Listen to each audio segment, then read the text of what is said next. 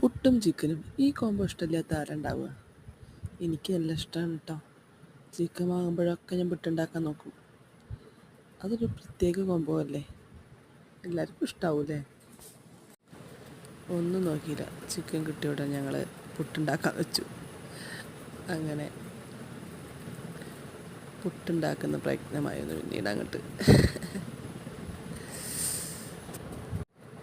പിന്നെ പെട്ടെന്നാവുന്നൊരു പലഹാരമാണല്ലോ പുട്ട്. ഇതായിട്ട് വെച്ച് കൊടുത്താൽ പിന്നെ കുറച്ച് സമയത്തേക്ക് ആ ഭാഗത്തേക്ക് നോക്കുന്ന വേണ്ട. അങ്ങനെ പുട്ടായി, നല്ല ആവി പറക്കുന്ന പുട്ട്. അമ്മ തന്ന പൊടിപ്പിച്ച പൊടിയാണ് കേട്ടോ, അല്ലാതെ പാക്കറ്റ് പൊടിയൊന്നുമല്ല. ഇത് മില്ലിൽ പൊടിപ്പിച്ച പൊടിയാണ്, അതുകൊണ്ട് തന്നെ നല്ല സോഫ്റ്റാണ് പുട്ടൊക്കെ.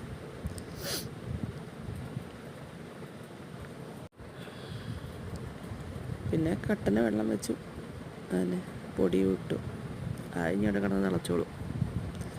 പിന്നെ ഒരു തട്ടിക്കൂട്ട് ചിക്കനും കുറച്ചെടുത്തിട്ട് ബാക്കി ഉച്ചയൂണിന്. അപ്പോൾ കുറച്ച് ചിക്കൻ കൊണ്ടുള്ള ഒരു നാളികേരം അരച്ചിട്ട് കറിയും വെച്ചു. അത് മതിയല്ലോ.